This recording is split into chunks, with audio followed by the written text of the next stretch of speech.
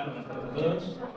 Vamos a empezar el segundo panel. Lo primero, voy a agradecer a la organización, a Santander Center y a Educación Joven esta oportunidad. Tenemos hoy un plantel de expertos para durante los próximos 90 minutos desarrollar ciertas cuestiones como la tecnología, la industria de defensa, el rearme europeo y todos los cambios de paradigma que ha habido en la guerra.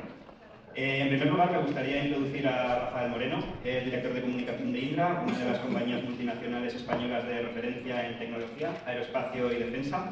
Periodista y doctor en Relaciones Internacionales por la Universidad Complutense, cuenta también con un máster en Defensa Nacional por la Rey Juan Carlos y un máster en Dirección de Empresas por E-University, además de haber completado el curso de Altos Estudios de la Defensa Nacional en el CSDEN. Su trayectoria incluye años como corresponsal en la agencia EFE en Estados Unidos, en Washington y Nueva York, y la cobertura de conflictos armados en Oriente Medio, los Balcanes y Centroamérica.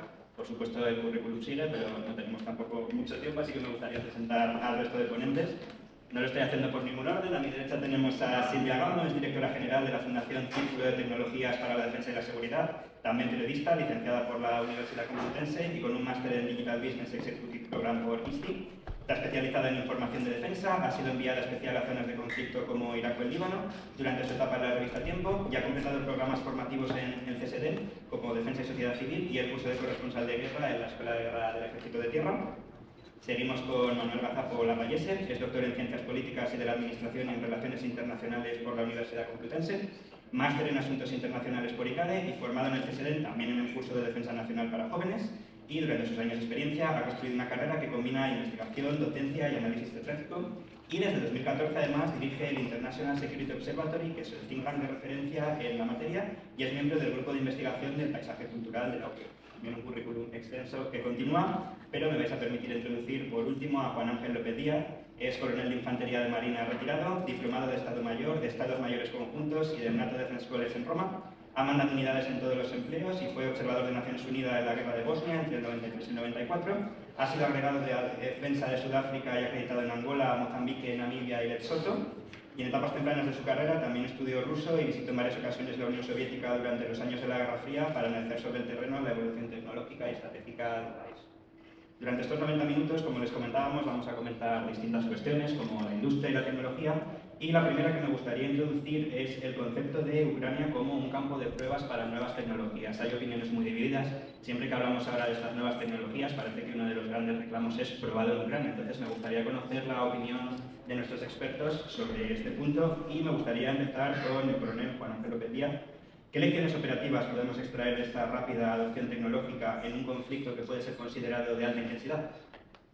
Sí, buenas tardes. Bueno, muchas gracias por invitarme a este panel. Respecto a tu pregunta, pues efectivamente Ucrania se ha convertido en el centro de experimentación de todo el mundo de los robots, de las nuevas tecnologías que quizás ahora aún no están implantadas, pero lo que va a ser en el futuro. Es muy difícil destacar una sola de las nuevas innovaciones que ha habido, porque las ha habido en muchos campos, pero yo, si tengo que destacar alguna, pues sería en el ámbito de los drones de los First Person View, que yo creo que podemos hablar más tarde de esto si quieres, para no hablar ahora, pero lo rescataremos van a evolucionar la guerra completamente. Yo diría que incluso van a tener la importancia que tuvieron los tercios españoles en el siglo XVI. También están los Sea Babies, los drones navales que han hundido un tercio de la flota rusa en el Mar Negro sin que Ucrania tenga marina. Los drones terrestres están más retrasados, pero en fin también está, pero en fin la guerra electrónica. O sea, no quiero ser exhaustivo porque hay más tiempo y más ponentes, pero efectivamente la guerra de Ucrania está sirviendo de banco de pruebas para todas las potencias y, entre otras, claro, Europa y Occidente también, porque nunca, es importante, nunca se había penetrado tanto en Rusia, estoy hablando de los drones, o sea, el conocimiento que se está adquiriendo en los Estados Unidos sobre todo. Nunca soñaron con llegar a los sitios que están llegando los drones ucranianos, que llegan hasta Moscú e incluso más allá. O sea, esa inteligencia que se está adquiriendo, pues, de alguna forma, es gracias a Ucrania. Cuando digo Ucrania, no digo Ucrania nación, digo Ucrania pueblo, que realmente respeto el valor que está teniendo, porque es difícil de pensar cómo ha conseguido aguantar 4 años a Rusia. Y por ahora nada más para no ser exhaustivo. Manuel, la siguiente pregunta va para ti. Desde el ámbito estratégico, ¿cómo puede afectar esta velocidad de innovación al equilibrio europeo? Muchas gracias por la pregunta. En primer lugar, pues agradecer a la Defensa y a la Sala de Negociación de la invitación presentación.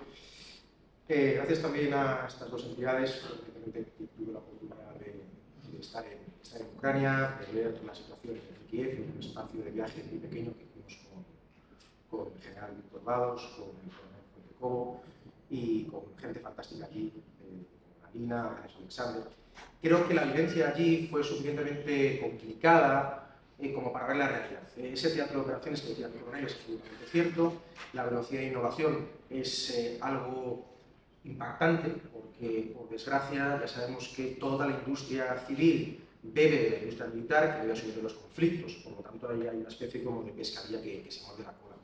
Creo que nos debe ocupar y preocupar lo que está ocurriendo en Ucrania, porque evidentemente lo pudimos ver, todo el tema del desarrollo de los UAVs, de los drones, de los vehículos aéreos no tripulados, el conocimiento, el know-how acumulado que está concentrando tanto la nación ucraniana como el pueblo ucraniano, es indudable, de gran valor añadido para la defensa de la Unión Europea, de la OTAN, pero ese ritmo también tiene un coste, y ese coste es la cantidad de recursos, de inteligencia, recursos militares, recursos de inversión y, en definitiva, recursos de población. Es decir, todo este conocimiento es muy interesante, se puede vender en un futuro y puede ser rentable, puede ser una capacidad de recuperar o de captar fondos, inversión extranjera directa de países que quieran mejorar su seguridad, su ciberseguridad, como decía el coronel, o su seguridad también en la guerra cognitiva, por ejemplo, de la cual se hablaba antes, pero eso hay que capitalizarlo. No se puede capitalizar, no se va a poder capitalizar si Ucrania desaparece.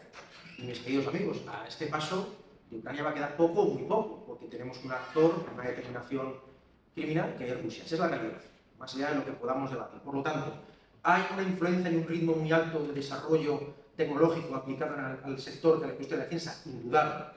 Este ritmo, ¿podemos absorberlo?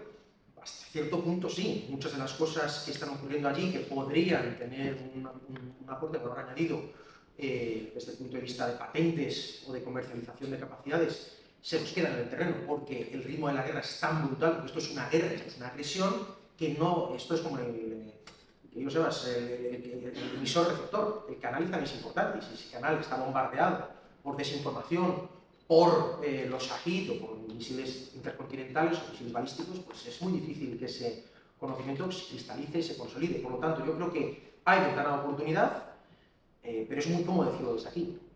Lo que hay que ver es cómo podemos traer lo que están gestionando allí para aplicarlo aquí y, por supuesto, ayudar a que lo que ocurre allí no nos sea lejano. Rafael, la siguiente pregunta. Desde tu punto de vista como comunicador y experto en la industria, ¿cómo podemos transmitir estas capacidades de una forma que no estemos generando falsas expectativas tanto al público generalista como a las propias Fuerzas Armadas y a la industria de otros países? Bueno, buenas tardes. Gracias a los organizadores, a los que comparten con nosotros hoy esta tarde aquí. Pues no sé muy bien cómo contestar la pregunta. En realidad, lo primero que tenemos que entender es que estamos en guerra. A veces no somos capaces de percibirlo, pero la realidad es que Europa está en guerra y nosotros, aunque no estamos en la línea de frente, estamos en guerra. Y eso es algo que tenemos que asimilar sin generar tampoco una histeria colectiva. Tenemos que entenderlo, enfrentarlo y responder a ello. Y en eso está Europa en global, y entiendo que la población tiene que entenderlo y cada vez lo entiende mejor. Las últimas encuestas parece que a nivel español al menos hay una percepción mayor sobre la necesidad de reforzar nuestra seguridad y la defensa. ¿Vale? Dicho esto, Ucrania, la parte de la guerra de Ucrania ha desaparecido de los medios de comunicación, que son la herramienta que de alguna manera enfoca a la opinión pública. Hoy, si le preguntas a la gente, ¿dice una guerra? Pues no lo sé, sí, algo, pero ya no lo ves en los informativos, ya no abren las portadas de los periódicos, a pesar de que todos los días hay víctimas, hay muertos, hay ataques, ¿no? Y eso tiene un riesgo en el sentido de pensar que ya hemos superado esa fase, ¿vale? Las consecuencias en conflicto, independientemente de lo que ocurra en concreto en Ucrania y de sus efectos, los vamos a vivir a muy largo plazo, porque la industria de defensa requiere unos plazos largos de adaptación a los nuevos conflictos, y estamos intentando entender eso, y nuestras Fuerzas Armadas están intentando incorporar esas lecciones a su material actual, el que tienen ya en servicio, y por supuesto a los que vienen. Por tanto, lo que tenemos claro es que los conflictos que nos podemos enfrentar en los próximos años no van a ser solo Ucrania, van a ser incluso más allá de lo que estamos viendo en Ucrania. Ese enfrentamiento es difícil. Cuando hablamos de defensa, no me quiero alargar mucho, la planificación de lo que invertimos en defensa es complejo, porque son, primero, materiales que van a durar mucho tiempo, 40, 50 años, tecnologías que están en la vanguardia de lo que es posible. Entonces, cuando tú planificas una inversión en un nuevo sistema, tienes que pensar que ese sistema, cuando entre en servicio a los 7, 8, 10 años, tiene que estar preparado para responder a la guerra que se supone que habrá dentro de esos 10 años y que sea capaz de tener una vida útil de 40 años. Entonces, ¿por qué no estamos preparados a la guerra de Ucrania hoy? Pues porque la planificación que hicimos, la mejor planificación nuestra hace unos años, no éramos capaces de visionar esto. Pero respuestas hay, respuestas la industria y las Fuerzas Armadas las dan. ¿Vale? Por tanto, yo creo que lo importante es entender que esto no es pasajero, que esto tiene una permanencia en el tiempo que tenemos que asumir todos ellos. A nivel, independientemente de la solución que haya, si hay en Ucrania, pero a nivel de seguridad europea y global, tenemos que repensar exactamente en el mundo en el que queremos vivir, porque la etapa que hemos vivido hasta ahora pues, ha terminado. Estamos en un nuevo escenario que todavía tenemos que entender en profundidad.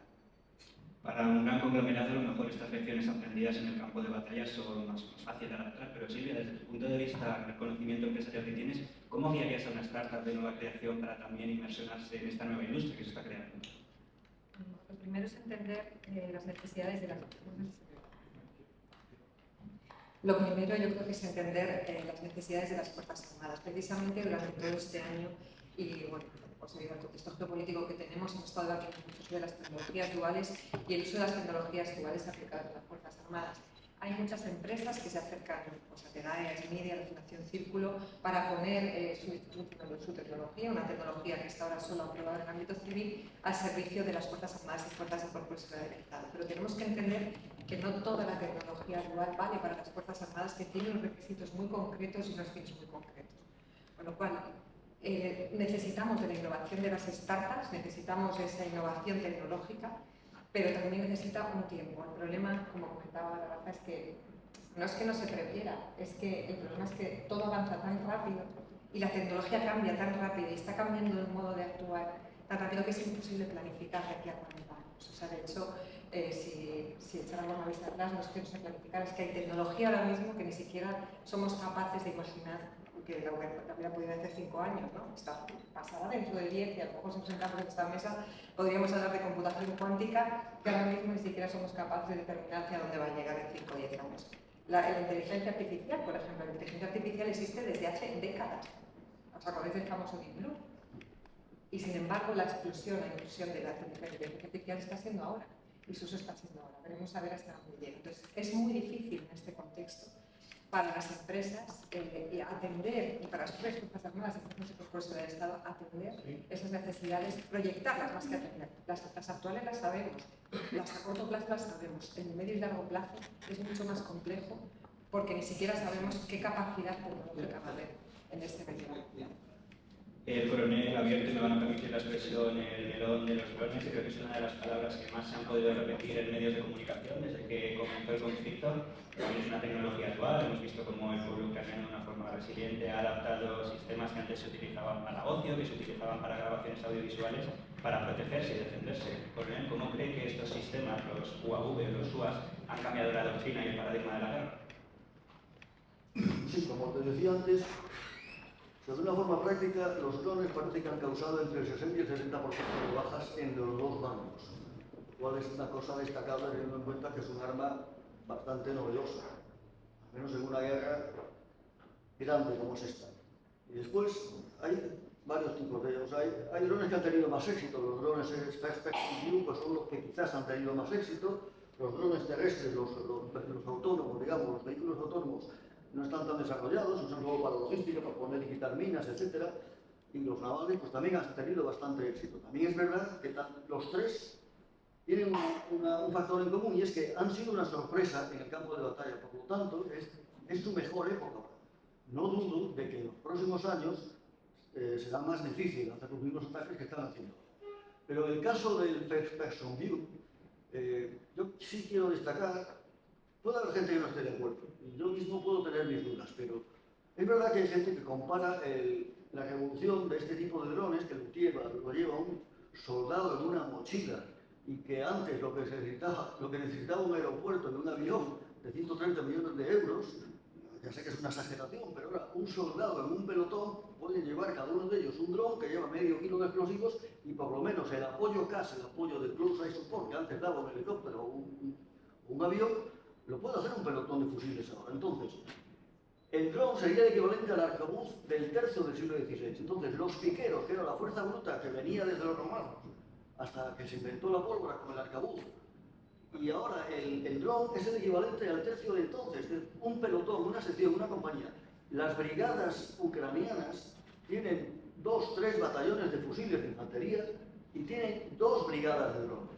O sea, el cambio que supone eso es que el dron no tiene miedo, no tiene frío, no tiene hambre. Funciona siempre, de día, de noche, con niebla, sin niebla. O sea, la guerra no se para nunca. El soldado que está en el frente, al otro lado de la colina, piensa que tiene encima de su cabeza cientos de snipers, porque no sabe cuándo le puede venir el dron.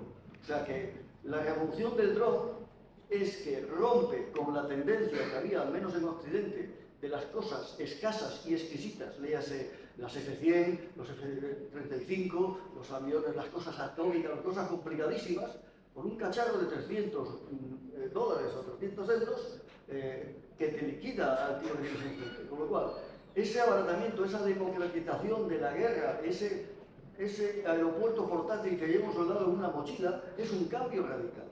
Y como decía antes una ponente, no me acuerdo quién era, que están poniendo las redes en las calles y en las etcétera, etcétera. Bien. O sea, el paradigma, el cambio que supone eso, que tengas permanentemente sobre tu cabeza una amenaza, pues no estamos preparados para ello. Y no es cuestión de un invento que se ha creado, que mañana puede tener una contrarréplica, que ya la tiene ahora mismo. Cada vez hay más inventos antidrones, pero sigue siendo una paradoja a ver cómo hacemos para hacer una guerra con drones permanentemente 24 horas.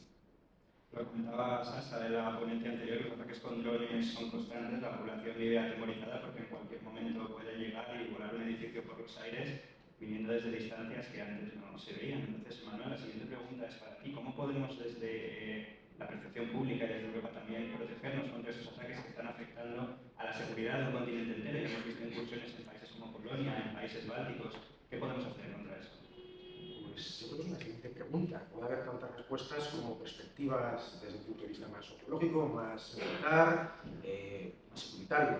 Lo que hay que entender es que la agresión está ahí. Es decir, tú lo has citado, hay Polonia, tienes Alemania, tienes Finlandia, es decir, la violación constante, ya no solo con los swaps, con los drones, sino con los propios aviones de combate.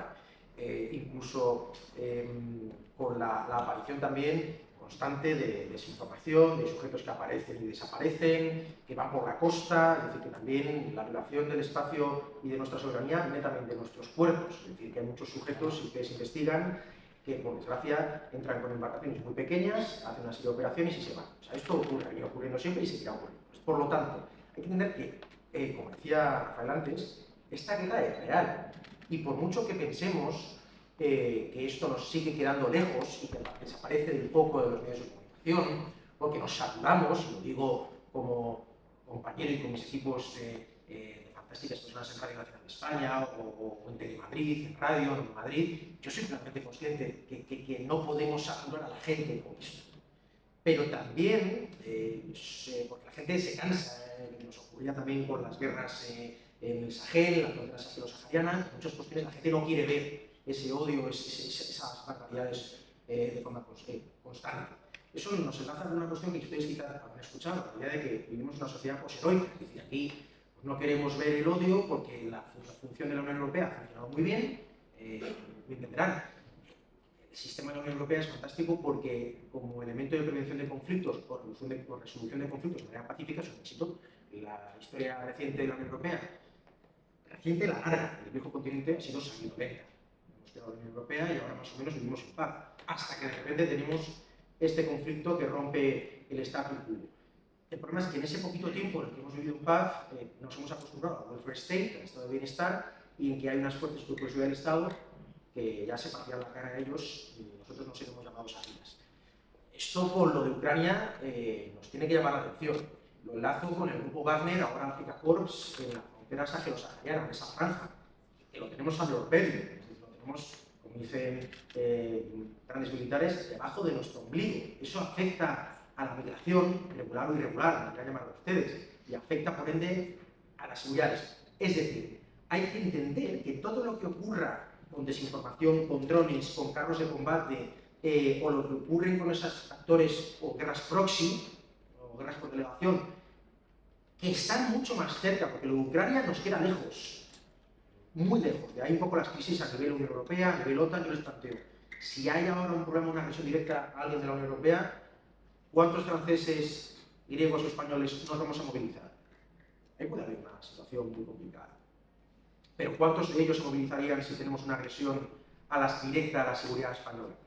También es una cuestión incómoda.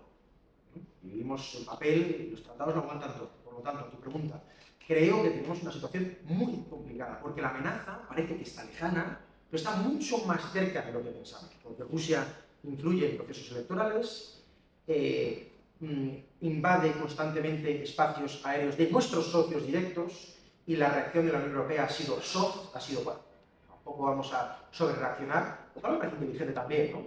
Pero también la no reacción puede generar en el agresor la idea de nunca van a responder. Por lo tanto, progresivamente yo voy invadiendo más, ¿no? Esa práctica del salami, ¿no? Voy poquito a poco.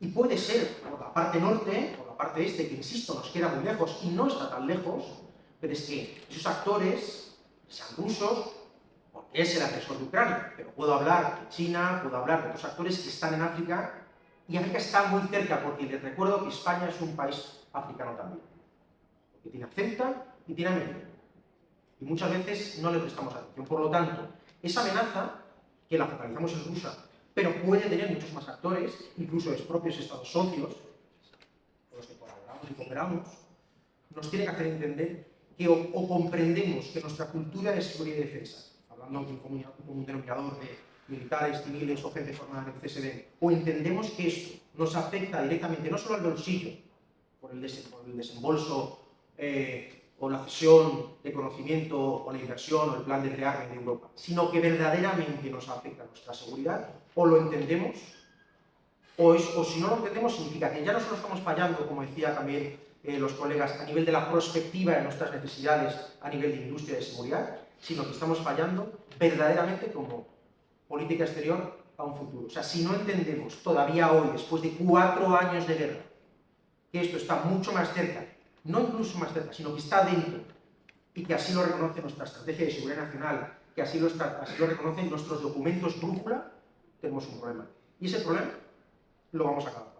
Siento quizás tener esta visión tan poco alentadora, pero esto está a las puertas, si no está aquí ya. Insisto, que Ucrania puede parecer lejos. Insisto una vez más, perdonen si me repito. Ucrania está mucho más cerca de lo que parece. Pero es que también las amenazas híbridas están, insisto, al sur de nuestro país. Eso se llama Mali, se llama Burkina Faso, se llama Argelia, se llama Marruecos, etcétera, etcétera.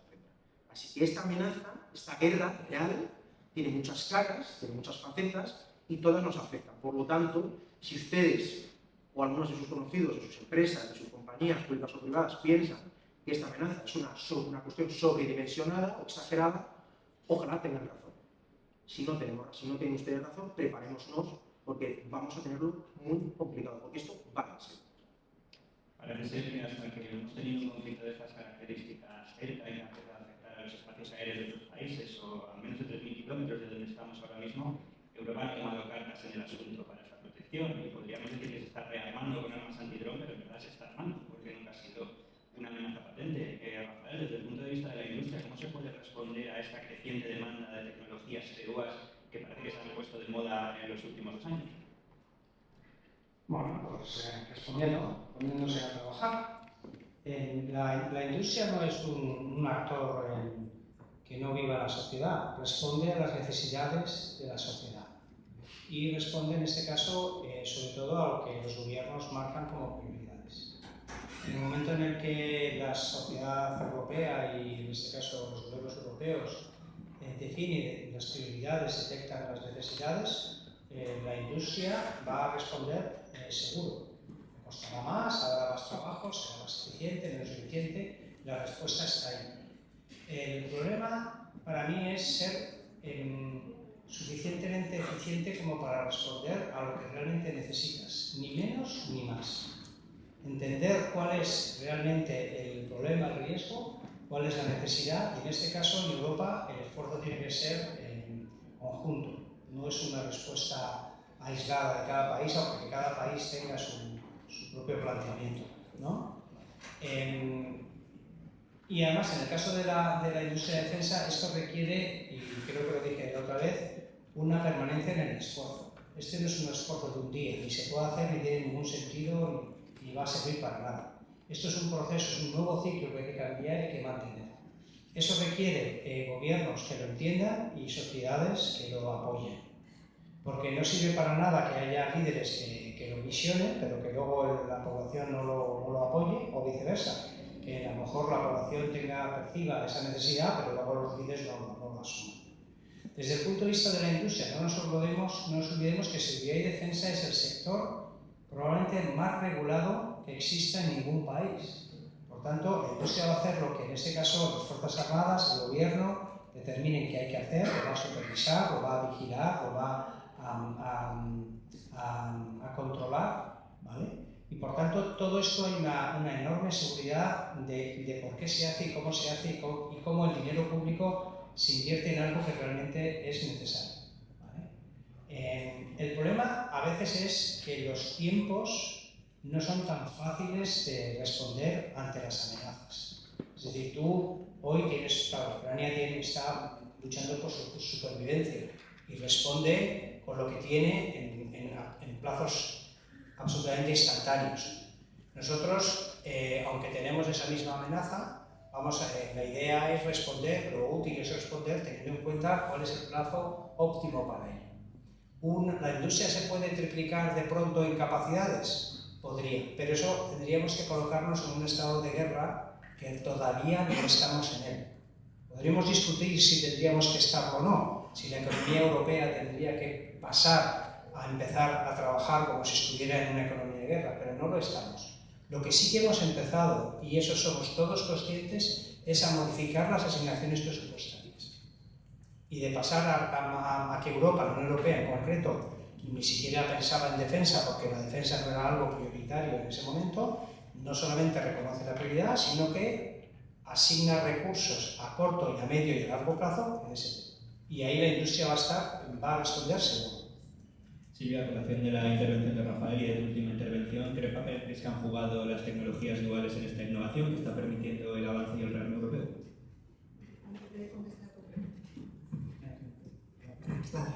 Antes de contestar a tu pregunta, por completar un poco la intervención que han realizado mis dos compañeros, yo creo que sí que es verdad que ante el escenario que tenemos, que Europa ha respondido, probablemente no a lo mejor ni con la rapidez ni con la necesidad que tenemos, pero os daros cuenta que estamos hablando de una institución que se crea para la paz, como bien he dicho antes, con lo cual de repente ese cambio no puede ser tan rápido en una Unión Europea en construcción, en permanente construcción, pero yo creo que por primera vez Europa sí que ha puesto, en primer lugar, financiación encima de la mesa a los países y en segundo lugar ha cambiado determinados instrumentos para que se pueda financiar la industria de defensa, por ejemplo con el BEI, con el Banco Europeo de Inversiones, que hasta hace nada tenía prohibido invertir en defensa. ¿Vale? Eso es un cambio muy importante para una institución que, como bien ha explicado Manuel, pues está creada para la paz y que no estamos acostumbrados a estar en un escenario como el que hoy tenemos. Probablemente, como dice Rafael, no vamos a entrar a discutir si está siendo suficiente en estos niveles, pero sí que se ha producido un cambio y bueno, el programa real es un poco esta necesidad, ¿no? En el caso de España, y lo que me preguntabas, las tecnologías duales, lo ha explicado también muy bien Coronel, es decir, las tecnologías duales en el tema de los drones ha sido fundamental.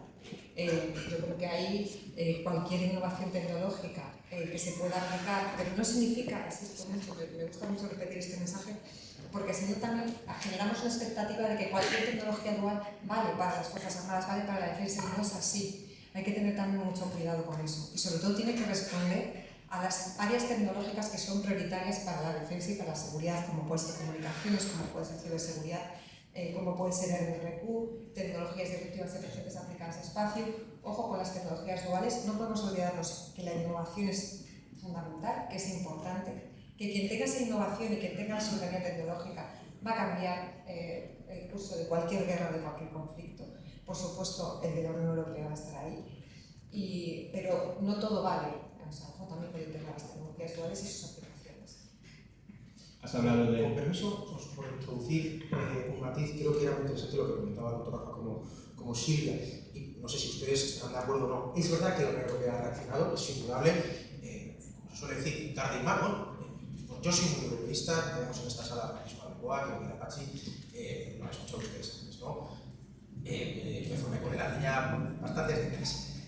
Soy un europeísta nato y creo que hay que defender la Unión Europea. También hay que ser crítico y constructivo con ella. Esa reacción, Silvia, ha venido, pero al mismo tiempo de esa reacción, como bien decíais también, doctor Rafa, hay una hiperregulación brutal, que desde el punto de vista de la absorción de ese know-how, de esas experiencias procedentes de Ucrania y de otras zonas, porque la Unión Europea es porosa, cuando tú tienes pymes que quieren estar en el sector de la defensa, es claustrofóbico, porque intentar conseguir, no digo los grandes tótems de la industria, ¿no? Digo pymes o fondos de inversión o family office, intentar captar y cumplir con todos los checks de la industria, es claro, intentas conseguir que la gente invierta, pero por otro lado el sector, y eso es una autocrítica también de la propia Unión Europea, lo digo como europeo, es complicado. Y digo otro matiz, tenemos un problema, que me corrija mi coronel, con la interoperabilidad a nivel de los ejércitos, porque es que hacemos una cosa, pero no es interoperable, tenemos 27 mandos conjuntos diferentes, por lo tanto también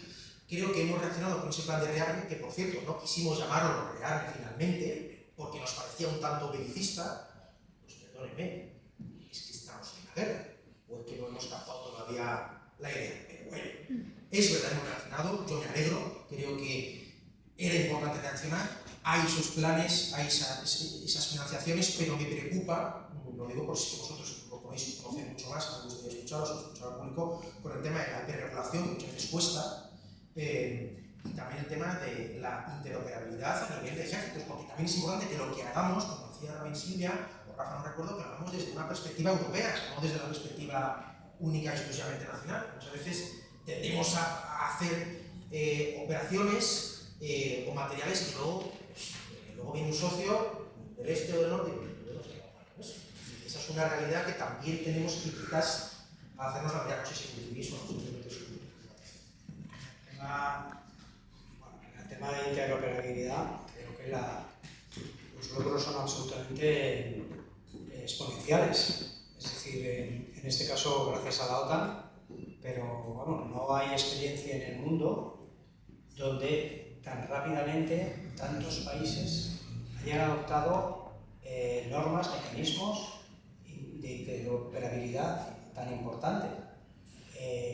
Bueno, yo estaba en la guerra de Irak cuando los franceses tenían que operar fuera y lejos de los estadounidenses porque las comunicaciones no eran compatibles. Pero yo creo que en ese aspecto nosotros tenemos algo que enseñar al mundo. Y la prueba es que la OTAN ahora mismo no solamente son los miembros permanentes como tal, sino que tiene un montón de países amigos o colaboradores que buscan incorporarse a la OTAN para poder ser interoperables. Por tanto, yo ahí creo que, como siempre, va a ser mejorable, pero lo que se ha logrado es mucho. Es mucho y hoy en día estamos, pero mucho me refiero a hace 20 años, no hablo desde ya del siglo XVI. Respecto a las pymes, bueno, el debate sobre si la Unión Europea está muy burocratizada o no va mucho más lejos que defensa, ¿no?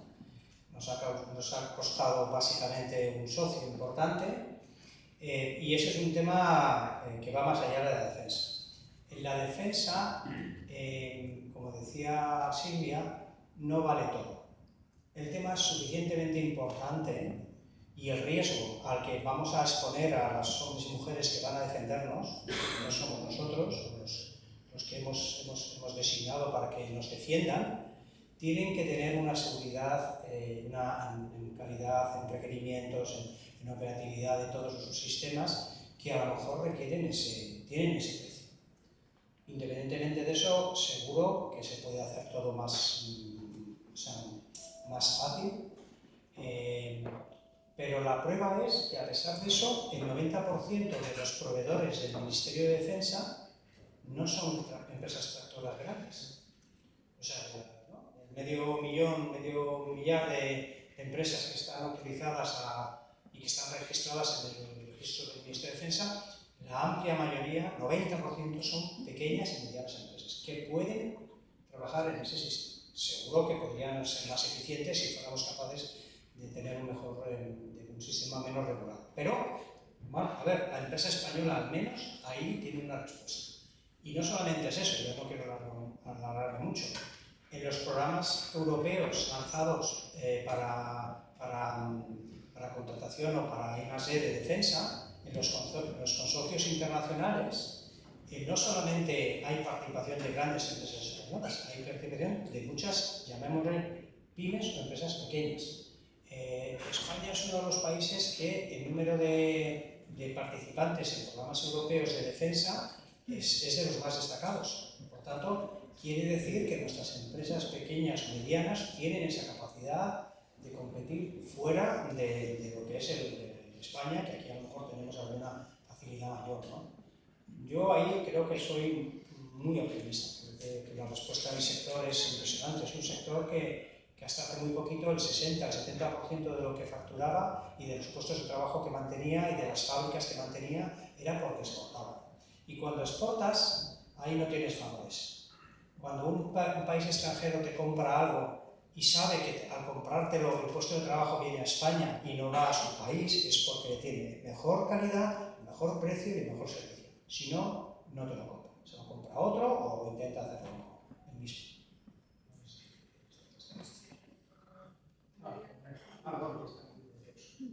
Bueno, quiero rescatar una de las intervenciones de Rafael en la que has indicado que no todo vale, y lanzar una pregunta abierta a nuestros cuatro ponentes. ¿Crees que la doctrina clásica de la OTAN y la doctrina clásica de la industria a nivel europeo y a nivel mundial sigue siendo válida en un escenario como este?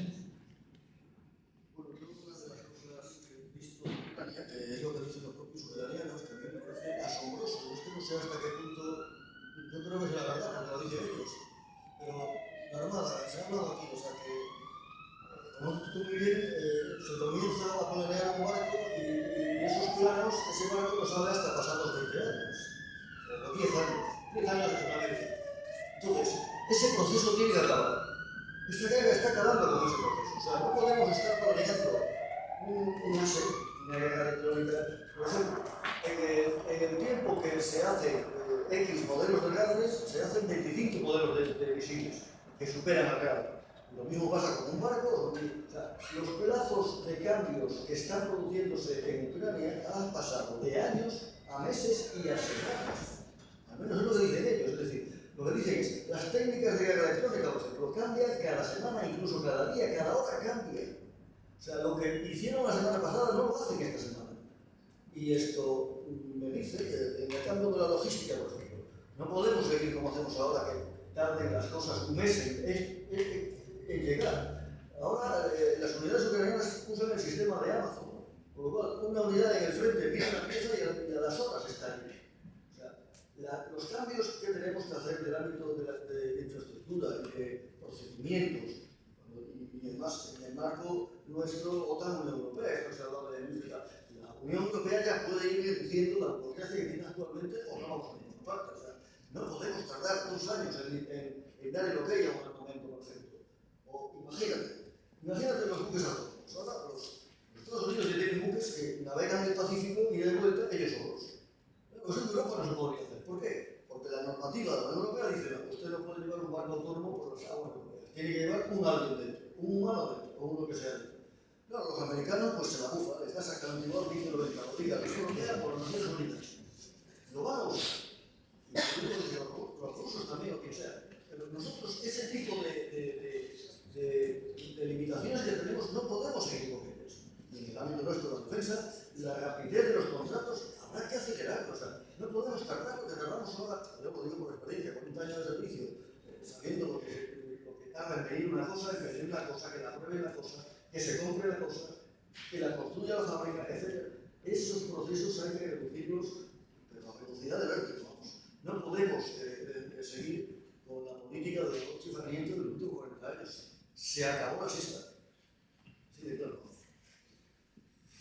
Sí, si me permite, mi coronel, estando totalmente de acuerdo con el análisis. Yo creo que también hay que tener en cuenta que la opinión pública de la Unión Europea no es la opinión pública de Estados Unidos, y que si aquí hay una legislación y unos controles es porque nos aseguramos mucho de todo lo que llega y del material que llega y de cómo hacemos las cosas.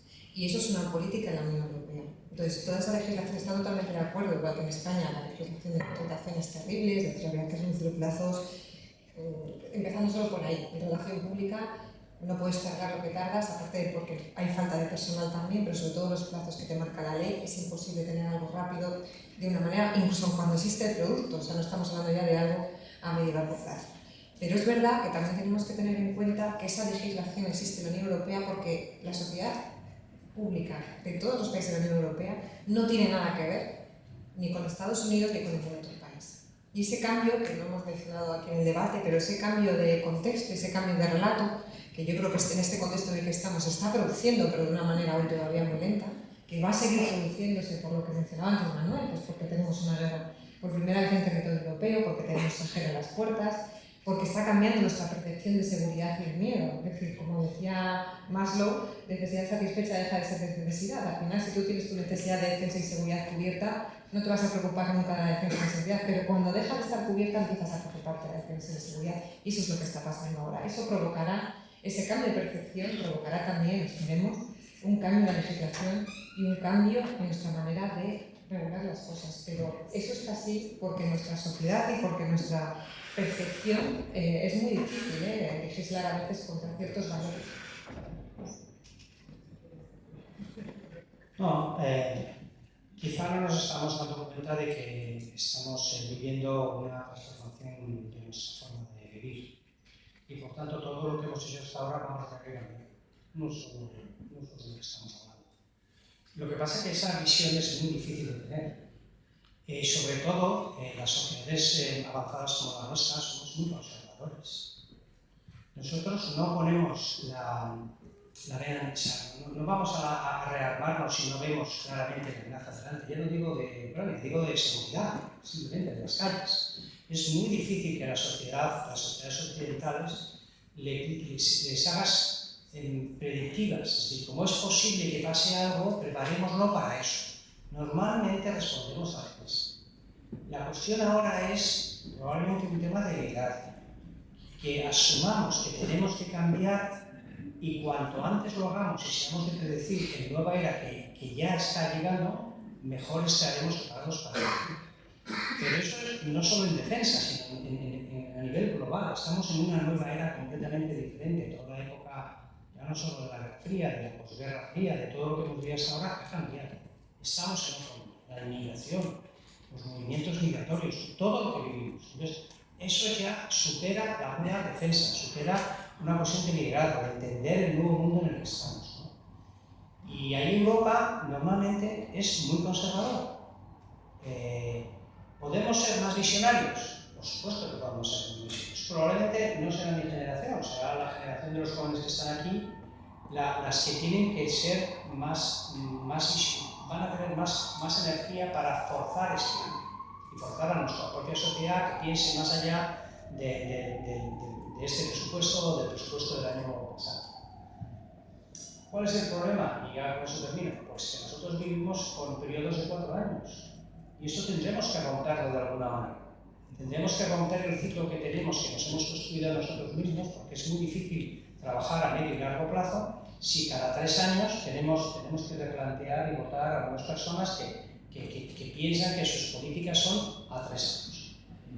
Pero no nos queda más remedio. Yo sí que creo en esto, que estamos abriendo una nueva era que va más allá de cambiar de coche o de cambiar de paneles solares. Es una revolución completa de lo que la tecnología, las nuevas de tecnología, nos trae a nuestra forma de ser y de vivir. Rafa, indicabas, y si me permites, Manuel, primero, que vivimos con periodos de 4 años de cambios, pero ahora mismo el pueblo ucraniano vive con periodos de horas que pueden distinguir entre la vida y la muerte. Yo todo este realmente. Entonces, otra vez lanzo una pregunta abierta. ¿Dónde tendríamos que dibujar esta línea entre una regulación burocrática y estos largos procesos y proteger la vida de las personas? Bueno, es evidente que dependerá mucho de cómo perciba la sociedad la amenaza. Está claro que ahora mismo, la inglesa, como se ha dicho aquí, pues costará más al político convencer a la sociedad de que tiene que hacer cambios en este aspecto. Y en el ámbito europeo, pues yo creo que es más fácil. Yo creo que la regulación europea es demasiado restrictiva, es mi opinión. No es lo que lo diga yo, lo ha dicho el señor Trump, pero no es que lo diga Trump que me caiga algo mal, o sea, que hacer comercio es complejo. Esto, vamos a ver, en el caso nuestro, los puertos españoles, los puertos europeos tienen una regulación mucho mayor que los puertos que los son europeos. Véase Tánger-Mez, por poner un ejemplo. Por lo cual, el tráfico marítimo que viene de Asia, pues se va a Tánger-Mez y no viene a Algeciras. Esto, ¿queremos seguir que pase así? Porque no supone ningún beneficio. Yo no estoy diciendo que se deje de crear en Algeciras. En Puerto Algeciras, un petrolero que tiene un simple casco o que tiene defectos. Pero entre eso y poner esas restricciones tan draconianas, yo creo que hay un largo margen para cambiar. Y en el caso español, porque así como se ha dicho que los drones, o sea, la tecnología ha invadido Ucrania, la guerra de Ucrania, etcétera, etcétera, son los propios ucranianos los que dicen que mejor defiende la posición es una persona. O sea, en el conflicto que venga, si viene, el hombre, la recluta, sigue siendo fundamental. Entonces, Ucrania, además de falta de armamento que pueda tener, de aviones o de misiles, etcétera, un gran problema de las sociedades occidentales es también la recluta ahora mismo. Entonces, en España se ha dicho muy dramáticamente, no vamos a tener la Unión. Bueno, yo no estaría tan seguro. O sea, hay unos cuantos países europeos que ya han hablado de intentar instalar la MILI otra vez. Yo, desde luego, no descarto que aquí algún día se tenga que hacer. Y cuando eso pase y vea la sociedad que las aguas están llegando al cuello, por lo que sea, yo no creo que Putin pase de, no sé, a lo mejor se cargan las Bálticas, no lo estoy muy seguro. Pero, en fin, tampoco lo veo corriendo por las llanuras de Alemania hacia Algeciras, sinceramente, la verdad. Si la gente no ve esa necesidad, va a ser difícil, lo que hemos hablado aquí, de cambiar las medidas burocráticas para hacer cambios que sean todo más rápido y etcétera, etcétera. Pero deberíamos de ir preparando los políticos de la sociedad de que la siesta se ha acabado, el mundo que conocíamos se ha acabado también, que el welfare también se ha acabado, porque lo que se va a gastar en defensa no se va a gastar en otros capítulos, la sanidad, la educación, etcétera. La gente se tiene que ir convenciendo a los. Es como, hay que hacer una campaña con eso. Si no, pues es muy difícil, porque es muy difícil hacer una guerra si no tenemos el patriotismo de las sociedades europeas para hacerlo. Yo creo que el mayor problema de Europa, si tuviera que guerrear contra cualquiera, veas el Putin o quien sea, es la falta de patriotismo europeo. O sea, el europeo no se siente de un ente llamado Europa. Y tengo dudas razonables de que algunos países, los nuestros, tengan esa sensación también de tener la voluntad de defender a su país, a su patria, llámese como se le diga. Ese es el mayor campo. Yo, más que cualquier tipo de tecnología, armamento que falte, o aviones, etcétera, etcétera, el mayor miedo que tengo es la voluntad europea de luchar. Eso es el mayor problema que ha habido. Y que Putin lo sabe perfectamente. Es algo que saben los rusos, que es la guerra del hombre. El comunismo, esto fue, una de las cosas que hizo fue escapar en la mente del hombre. Sacamos a los comunistas, tú mirabas a la Stasi y el tío que decía blanco acababa diciendo que era negro. O sea, los generales nazis, por ejemplo, pues les hacían asesinatos cuando los unían, porque habían intentado matar a Hitler y todo eso, eran capaces de explotar con la gente humana hasta que tragaba y firmaba lo que hiciera falta. Y eso lo saben los rusos, y lo sabe Putin. La guerra que se ha hablado aquí de la India son unos maestros desde antes de la revolución. Bien, en Europa por eso somos unos partidos. Y las sociedades están adormecidas, están muertas. Como no se ríe y no se levante eso, todo lo demás, todo, por supuesto.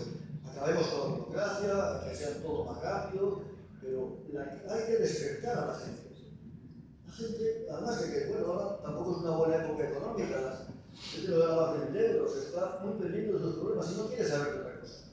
Entonces hay que levantar la voluntad de la gente. Si no, todo lo demás que hablemos, porque ya lo dicen los ucranianos, los drones están muy bien, pero la clave en la batalla es la persona, el hombre, la recluta. Y si no hay eso, pues ya podemos hablar de lo que queramos.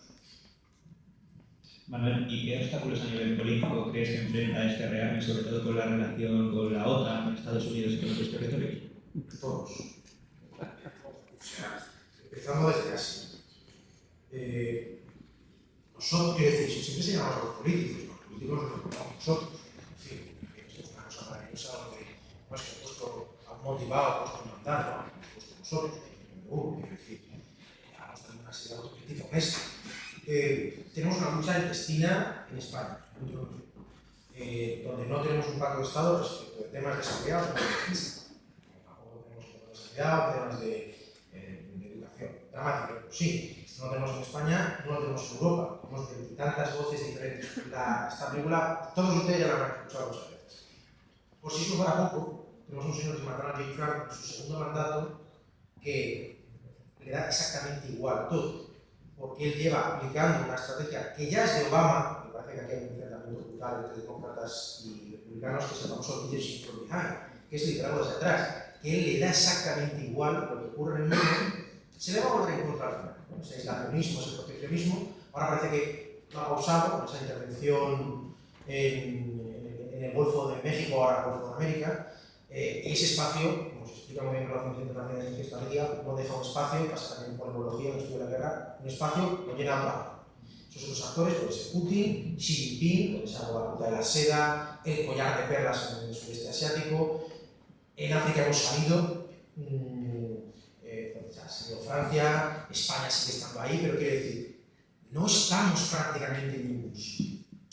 Y seguimos, como hacíamos en la primera mesa, con un planteamiento, una discusión interesante, dicotómica, entre estamos haciéndolo muy bien en el sector de la industria de defensa en España, en Europa, como es real, como decía Rafa, como decía Silvia, y otro punto de vista que es igual de válido, igual de real, porque son las dos caras de la moneda, que es la que planteo en un humilde servidor, lo que plantea también mi coronel, que me corrija, de esto está muy bien, la hiperregulación, el control, que es la identidad de la propia Unión Europea, porque, pues igual que las cadenas fitosanitarias, controlamos mucho que cualquier alimento que entre aquí pues esté check en todo. Lo que eso provoca es que vayamos tremendamente lentos. Entonces tengamos un contingente militar liderado por inteligencia artificial desde X lugar, nosotros sigamos necesitando unos debates eternos para hacer cualquier cosa. Eso está bien y es la esencia de la Unión Europea y se demuestra que funciona. Pero en un mundo donde el orden multilateral se está imponiendo, donde hay una ultra competencia, donde hay actores que les interesa muy poco el derecho internacional y el respeto a la convivencia, desde la volatilidad de Latinoamérica, la ausencia la ausencia notable de la Unión Europea en África, porque ahí tenemos una inversión a largo plazo de Rusia, de China, una visión anti-europeísta total, donde tenemos a un señor que, como decía mi coronel, se llama Vladimir Putin, que tiene la determinación de aniquilar Ucrania y lo que venga después, porque es su Lebensraum, su espacio vital, como tenía Hitler en la Alemania nazi. Tenemos el Ártico también, las rutas de replantear un poco a nivel internacional de comercio. Y todas esas batallas, todos esos frentes, la Unión Europea de alguna manera se ve afectada, pero nos cuesta mucho movilizarnos, nos cuesta mucho. Por lo tanto, necesitamos reaccionar de alguna manera. Y se está reaccionando, pero el problema está en que la consecución o la acumulación de retos es tan brutal que cambian años, meses, minutos, segundos, que nosotros somos un gigante muy lento en reaccionar. Y lo que me preocupa es que nuestro modo de vida plural, multicultural, y nuestra defensa del orden liberal, del libre comercio, de las relaciones internacionales, del diálogo, no es lo que vende ahora, no es lo que interesa, porque todos los demás actores de la partida son tremendamente agresivos. Quiero decir, Donald Trump juega al póker, Putin juega al ajedrez y Xi Jinping juega al Go, si lo conocen ustedes. La Unión Europea está jugando al pares iguales. Es que es muy grave. Entonces, pero no por ser derrotista, porque creo que estamos haciendo cosas muy interesantes, pero el mundo va a otro ritmo. Es decir, Esto implica lo que hablábamos un poco y trascendía las diferentes perspectivas, plural es interesante. Hay un cambio de paradigma. Y ese cambio de paradigma real, tangible, que viene de Ucrania, que es el motivo que nos convoca hoy aquí, todavía aquí pensamos en plan, pues no sé hasta qué punto es pertinente, ¿liberamos o no liberamos tantos millones de euros para apoyar a Ucrania? Pues si es que evidentemente sí, pero porque la seguridad de Ucrania es la seguridad de España, pero no lo vemos. Igual que no vemos eso, querido amigo, no vemos tantas otras cosas. Eso es lo que me preocupa, porque nos hacemos entonces indispensables. O sea, ya no es que esté el eje de la política internacional en Washington, la época de Washington ya pasó, está en China, pero ¿dónde estamos nosotros? Eso preocupa mucho. Y eso que somos un mercado de más de 500 millones de personas, somos un productor bestial, somos una cadena de valor por la que pasa más del 50% de la producción de valor añadido, es decir, somos muy importantes, pero no lo ponemos sobre la mesa. Y yo no tengo la solución, lo que tengo es la preocupación, pero al menos si compartimos la preocupación nos podremos poner a la ocupación, pero no tengo muy claro si esto... Claro. Tenemos el punto de vista estratégico, el punto de vista político. Desde el punto de vista industrial, Rafael y Silvia, ¿cómo podemos construir una industria de defensa europea más resiliente y competitiva? Quien está soportando a Zelensky desde el punto de vista militar en los últimos meses es Europa. Es Europa con muchos problemas, es Europa lenta, es Europa burocrática, pero que tiene la voluntad en este momento de... Bueno, pero a veces se nos olvida, porque a veces la política nos lleva al espectáculo, ¿vale? Y es difícil a lo mejor reconocer lo que estamos haciendo. Y en este caso yo, bueno, pues aquí creo que a lo mejor algo estamos haciendo bien en los últimos años, ¿no? Estos días, el plan de paz, ¿qué ha hecho Europa? Bueno, pues veamos en las periódicos y cada uno tenga su criterio, pero yo creo que hay que darle también su valor, aunque sea pequeño, grande, a que la manera de hacer europea, pues a lo mejor a algunos nos gusta, aunque no sea perfecta. Respecto a la industria, vuelvo, creo que ya lo he dicho, pero es que creo que es lo más importante. Para Indra, por ejemplo, ya hablo como Indra, solo como yo, el juego ahora no consiste en que yo tenga 1 millón de fábricas si al día siguiente tengo que cerrarlas. Porque lo que genera es un problema social brutal, aparte de un derroche de dinero. O sea, aparte de que a lo mejor hasta no sería posible, yo no podría encontrar ingenieros suficientes para hacerlo. Tenemos que entender cómo enfrentamos el problema que tenemos hoy con una solución que sea sostenible y permanente a medio plazo. Y que sea algo, no solo que unos pocos crean en ello, sino que lo creamos todos. En España esto es, por sus propias características, un poco más difícil. ¿Por qué? Pues porque las encuestas te dicen. Si le preguntas a los españoles cuántos se irían a morir por España, ya no digo por el resto, y el número es, ya no me hago el número porque no tengo memoria para todo el número. 26%. 26%. ¿Por qué? Pues porque España, dentro de la globalidad, tiene su particularidad, su propia indefinición respecto al tipo de Estado que tiene, sobre muchos elementos, y eso se refleja en temas como estos. Incluso, y aquí me arriesgo, y esto es una opinión personal, sobre la posición de los militares en nuestra sociedad. Todavía estamos en una época que no hemos superado y que gracias a la pandemia, curiosamente, empezamos a ver normal la incorporación de los militares en la vida normal nuestra. ¿Hasta cuándo? Aquí veo a un senador que ha tenido una brillante carrera militar. ¿Cuándo hemos tenido militares incorporados a la vida política con una normalidad sin ningún problema? Muy recientemente. Nosotros como sociedad todavía tenemos un problema aquí. Tenemos que resolver ese tema. Y cuando vamos a Europa, todavía seguimos pensando que la seguridad es nacional. Cuando tú le preguntas a los españoles, ¿usted quería un ejército europeo? Todavía te dice que no. ¿Vale? Es una aspiración, pero la realidad es que la seguridad es demasiado importante como para dejarlo en algo que no sabes muy bien quién lo gobierna. ¿Vale? Prefieres que lo gobiernen tus gobernantes aquí, ¿no? A partir de ahí, La industria española, la respuesta al año 2023, el Ministerio de Defensa lanza una nueva estrategia de industria de defensa antes de que realmente tuviéramos el escenario de ahora, y la industria responde, porque además es una estrategia que es absolutamente, tiene sentido común.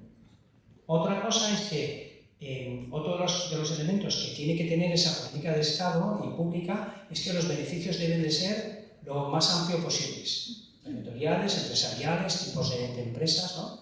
Y en eso estamos. ¿Somos lentos o rápidos? Pues bueno, y aquí me tiro yo a lo mejor piedras a mi propio terreno.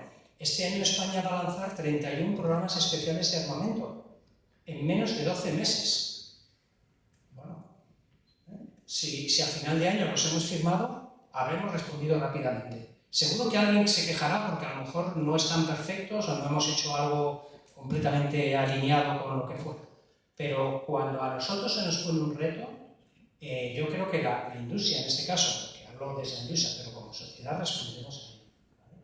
¿Qué significa? Que tampoco seremos capaces de ser autónomos en todo. Y esto también tenemos que reconocerlo, ¿no? Habrá cosas que nosotros no podremos hacer o que el coste de hacerlo no tendría ningún sentido. O sea, que España de pronto hiciera un F-35, pues dirías, usted está loco.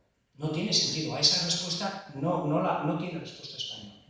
Y ahí es donde hay que entrar. ¿Qué tiene sentido? ¿Qué es lo que merece la pena? ¿Qué es lo que es eficaz? ¿Qué es lo que debemos aspirar para crecer? No solo hacer lo que ya sabemos hacer. Ese es el reto de ahora, ¿no? Ahora estos programas tú puedes haberlos diseñados para hacer lo que ya sabes hacer o para prepararte en una nueva ola tecnológica para los próximos años. Hay un riesgo de que lo intentes y no lo consigues, correcto, pero eso es lo que tiene valor, porque eso es lo que genera riqueza. No solamente hacer lo que ya sabes y quedarte donde estás, cuando además eres consciente de que todas las amenazas están creciendo, están evolucionando súper rápidamente, ¿no? Somos los españoles más capaces de hacer soluciones mejores que los franceses o los alemanes o los italianos. ¿En qué punto tenemos que compartir con ellos sin perder soberanía, sin perder capacidad económica o industrial? Bueno, eso es lo que estamos ahora discutiendo, ¿no? Pero desde la industria capacidad tenemos, pero no queremos tampoco convertir esa oportunidad puramente de negocio en un error, en una equivocación, en la cual perderíamos no solamente mucho dinero, sino perderíamos una oportunidad muy importante para reindustrializarnos, para recuperar muchas capacidades que hemos perdido tecnológicas, pero sobre todo para generar generar unos años muy prósperos de cara al futuro. Responder también a la pregunta que habéis planteado, me parece dos cosas muy importantes de las que ha dicho Rafa, aquí lo ha planeado durante toda la conversación, pero hay una cosa muy importante que es lo que se nos ha pedido de Europa, que es la autonomía estratégica europea, soberanía tecnológica nacional, ¿vale? Los planes que yo creo que la industria está haciendo un gran esfuerzo. Estamos hablando de una industria que ha tenido, ya no está en los presupuestos, sino que los ha visto recortados durante muchos años y de repente, de un año para otro, se le pide con mucha inversión, pero que tenga todo y que lo tenga ya. Y eso, en una industria eminentemente tecnológica, es muy difícil. Hablaba Rafa de los riesgos que se corren. Yo creo que aún así, obviamente hay muchas fricciones, tanto entre las grandes como entre las pymes, precisamente por el contexto en el que vivimos, pero aún así creo que se está haciendo desde la industria un gran esfuerzo para sacar adelante todos los planes que ha puesto encima de la mesa el Ministerio de Defensa, más los que vayan a venir. Obviamente es que hay cosas que no pueden ser, o sea, no se puede hacer de la noche a la mañana ni triplicar la producción, simplemente es conocer un poco la realidad de las industrias o la realidad de las fábricas, eso no puede ser. Pero se está haciendo un esfuerzo muy grande porque sea, y yo creo que eso hay que ponerlo en valor. Me recordaba un poco, cuando hablabas de industrialización, de reindustrialización, la época que vivimos en España en los años 80, porque al final este cambio de paradigma es un poco parecido, si aprovechamos bien la oportunidad, es un cambio tecnológico, hay un cambio en las Fuerzas Armadas también, y eso va a provocar un cambio en la sociedad. Muy importante el tema de los corredores, de que las industrias estén también distribuidas por todo el mapa geográfico español, porque esto va a propiciar también un cambio de mentalidad y va a ayudar a todo esto que estamos hablando. Pues yo en ese sentido sí que creo, hablando de un caso muy concreto de la industria española de la defensa y la seguridad, que es una industria eminentemente tecnológica y que el esfuerzo que se le ha pedido, a pesar del histórico que tiene, se está haciendo y además está traccionando a un montón, pues hemos hablado también de tecnologías duales, a otras industrias que quizá tengan una oportunidad aquí también. Yo, si me permitís, creo que esto que os acaba de decir sí ya es importantísimo y estratégico, porque igual que hemos hecho críticas, o las he hecho yo, honesta y claramente, creo que nuestra industria de defensa ha hecho un ejercicio de recapi, es decir, importante, de volver a industrializar, volver a tener capacidades y sabiendo que tenemos que diversificar, que tengamos ciertas capacidades autonómicas, que tiene que ver con la brújula estratégica, la autonomía de la Unión Europea, pero que a nivel de Estado-Nación, que es verdad, está en esa dicotomía de, decía Rafa, no compartimos, tenemos soberanía, no cedemos, pero que es importante que nosotros como Estado-Nación, compartiendo en pro de los intereses de la Unión Europea, no dependamos siempre o externalicemos o subcontratemos, sino que a nivel de nuestro terreno tengamos también esas industrias que en un momento dado puedas activarlas y que no se queden dormidas, porque ya hemos visto que durante épocas o décadas hemos tendido a sacarlo y es importante que un país tenga esa autosuficiencia al menos de mínimo, ¿no? Como cuando ustedes quizás tienen en casa una nevera con un mínimo de cosas, ¿no? Para no morir de hambre, haciendo una metáfora para el tanto peculiar, es decir, que tengan ustedes pues, algo de lo que comer, no tener que llamar siempre al vecino o bajar al supermercado y de repente que el supermercado esté cerrado. O sea, me parece extraño, pero ocurre. ¿Me vais a permitir, por favor, cortar aquí un momento la conversación? Tenemos unos últimos 15 minutos y teniendo en cuenta el nivel de estos ponentes y el público tan diverso, también me gustaría interpelar, me gustaría hacer una pequeña ronda de preguntas y que podamos aprovechar esta oportunidad ya como colofón al evento.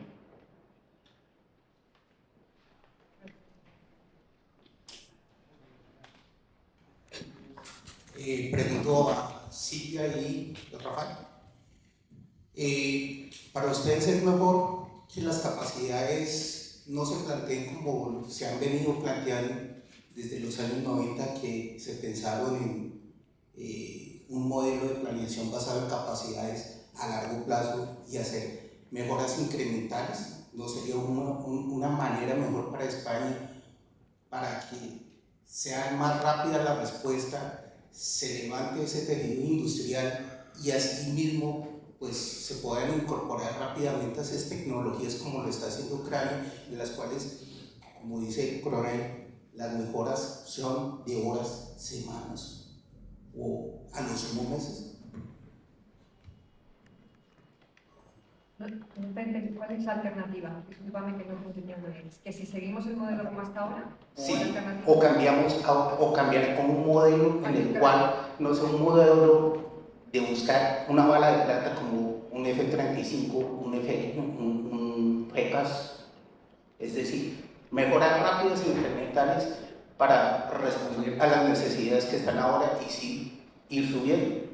Tú mismo planteaste que hay computación cuántica 2032, FCAS va a estar listo después de 2032, ¿no?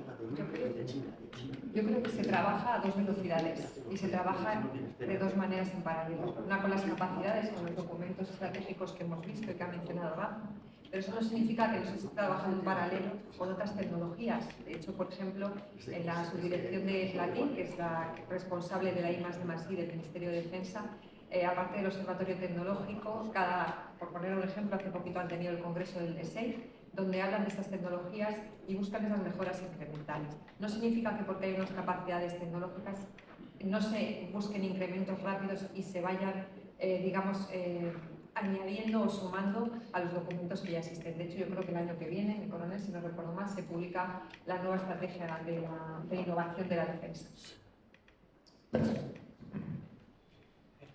El reto, creo que antes lo ha mencionado mi coronel, el reto es que seamos capaces de trasladar al campo de batalla más rápidamente el sistema.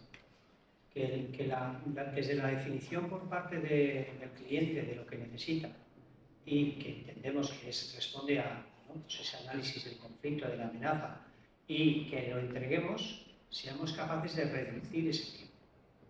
¿Eso es fácil o difícil? Bueno, pues dependemos, en cierta manera, de la visión del cliente. Es decir, si yo de pronto decido que lo que quiero es un avión que vuele a 10 Mach, el reto tecnológico es tan grande que no lo voy a tener a corto plazo. ¿Cómo respondemos a veces? ¿O cuál es la respuesta de la industria? Intentando generar sistemas que sean flexibles, que estén preparados para poder adoptar tecnologías o cambios sin tener que reprogramar todo el programa a cero. Tú a lo mejor no sabes exactamente cuando termines a los 10 años, que es más o menos uno de los plazo real de un programa de armamento, o sea, tú defines hoy lo que crees que necesitas, pero sabes que a lo mejor dentro de 10 años aparece algo que no habías pensado. ¿Cómo puedes hacer ese sistema capaz de incorporar esas mejoras, incorporar esos elementos sin tener que tirarlo y volver a hacerlo nuevo? ¿Vale? La parte incremental está siempre en todos los programas. Lo que pasa es que a veces la parte incremental, ahora lo tenemos con el EFCAS, creo que lo he mencionado, ¿no? El EFCAS, y esto no lo digo como Inda, sino como Rafael Moreno, cuando se lanza el EFCAS, como no está muy claro cuál es la plataforma, lo que se aprueba es la investigación de tecnologías disruptivas que van a empezar a ser una realidad en el 30-40 para ver cuáles de ellas son posibles, son realmente posibles, no es solo un deseo de un ingeniero. ¿Qué ocurre ahora? Por ejemplo, ahora que el EFCAS está en las primeras páginas, pues que alguien dice, vale, pero en algún momento tendremos que construir algo. Si nos pasamos solamente investigando sobre el futuro, nunca llegaremos a tener nada. Entonces, en algún momento tendremos que bajar el nivel de ambición de lo que queremos construir o necesitamos para tenerlo. Pero lo que está diciendo, lo que está proponiendo es una realidad. Hoy los ejércitos están pidiendo ambas cosas. Por una parte, todo lo que tienen en servicio, ser capaces de mejorarlo incrementalmente, y si lanzan nuevos programas, que esos programas no sean obsoletos inmediatamente cuando entren en servicio. Esa es la obsesión de todos, no solo de la industria, que también, porque tú dices, al final la crítica también es mía. O sea, si al final no solamente, ¿no? Cuando saco y vendo una cosa y me dice, usted es tonto, pues acaba de sacar una cosa que ya es obsoleta. O sea, esa no es nuestro objetivo, al revés. Lo que pasa que es que, claro, Ucrania, todas las guerras son un salto tecnológico, todas en la historia de la vida, mayor o menor. Y los grandes saltos tecnológicos, como los grandes inventos, se producen en las guerras, no en los tiempos de paz, en la mayoría de los casos. ¿Vale? Entonces, ¿qué pasa? Que ahora nos hemos dado cuenta de ese paso tecnológico, pero nos pasó en Afganistán. Cuando llega a Afganistán, los ejércitos españoles no estaban preparados para la guerra de Afganistán.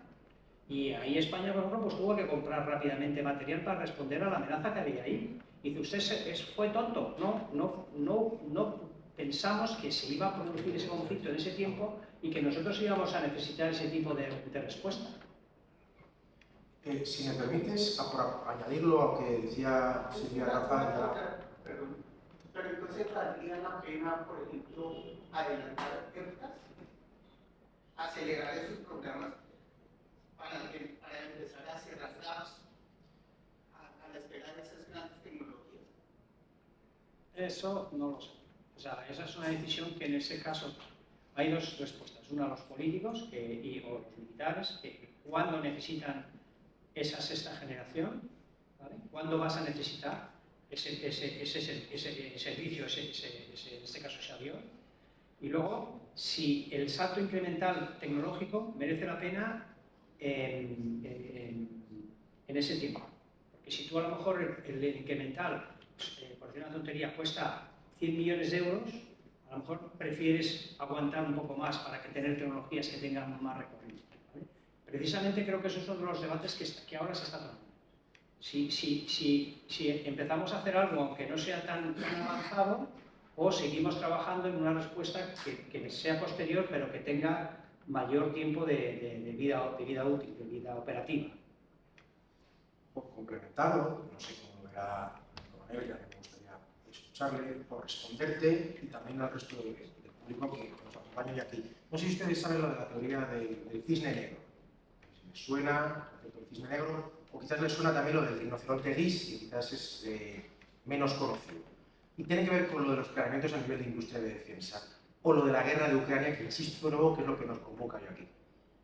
Muchas veces hacemos el intento de prospectiva, de ver qué necesitamos a 5 o 10 años vista, y de repente aparece un cisne negro, y decimos, joder, no lo habíamos previsto, esto ocurre, pues una guerra, unas necesidades tecnológicas, Y siempre nos excusamos mucho con el famoso cisne negro respecto a nuestras capacidades, nuestra industria de defensa o nuestras cuestiones a nivel de seguridad internacional.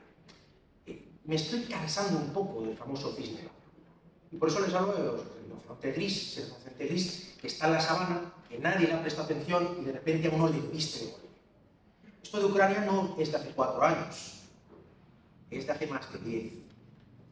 Y muchas de nuestras necesidades a nivel de seguridad y defensa no tendrían que haber sido una sorpresa. Se podían intuir desde hace bastante y no les hemos prestado atención.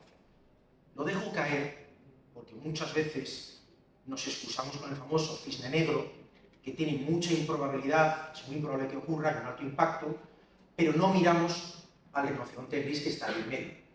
Y eso tiene que ver con nuestras necesidades a nivel país, a nivel Unión Europea y a nivel Ucrania. Anda, pues han invadido Ucrania en 2014, han vuelto a hacerlo en el 2023, 24, 25. ¿De verdad era una sorpresa? ¿De verdad era un cisne negro? ¿O era más bien un rinoceronte gris? O la famosa teoría de la cabeza de caballo cortada en medio de la mesa. Esto tiene que ver mucho con la estrategia de lo que quiere un país, lo que quiere la Unión Europea, de nuestras estrategias de seguridad. En fin, no sé si le sirve lo que le comento, pero piénselo, porque a lo mejor merece la pena hacer esa perspectiva, a pesar del ritmo brutal que lo cambia todo, de las tecnologías, de la inteligencia artificial. Muy bien, sí. Mire usted los rinocerontes grises que tiene usted por ahí en la sabana, que a lo mejor le ayudan o nos ayudan a organizarnos un poquito mejor. No sé si cuantitativa o cualitativamente mucho mejor, pero algo quizás no se ve. Sí, bueno, por decir algo más, hemos hablado aquí de los grandes expresos europeos, del FACAS, etcétera, pero el problema de Europa es que se ha dejado dormir en los últimos 40 años. Ayer leía que Europa necesita 50.000 toneladas de TNT para sus armamentos, sus municiones y sus etcétera, y no las fabricamos en Europa. Hay que pedirlo a China y a la India. La China nos la va a vender, nos queda la India. Por supuesto, la podemos hacer aquí, pero la pregunta es, ¿cómo hemos estado estos años en estas condiciones? No quiero decir el número de fábricas de munición de 556, que es la munición normal y corriente del fusil que hay en España, porque me da la risa. Y vuelvo a hacer la misma pregunta, pero ¿cómo hemos llegado a que tengamos una sola fábrica de munición en España que ni siquiera es española, que es alemana? Este tipo de historias, que es la que estamos hablando aquí, no nos vamos a echar a llorar. Esta es la situación y estamos aquí y ahora. Yo no tengo la más mínima duda de que dinero hay encima de la mesa. Hay cosas como es la munición, que es cuestión he leído ayer, hemos pasado de 800.000 metros cuadrados en fábricas de munición a 2 millones. O sea que Europa se ha puesto las pilas y se las va a poner más. Y este problema lo vamos a resolver, el de la pólvora y el del TNT y el de la OTAN. Ahora, ¿cómo hemos llegado hasta aquí? ¿Cómo hemos tenido esta dejadez de que Europa, como Estado, como ente, y España como nación, haya llegado a esta situación? Esto es un poco el problema.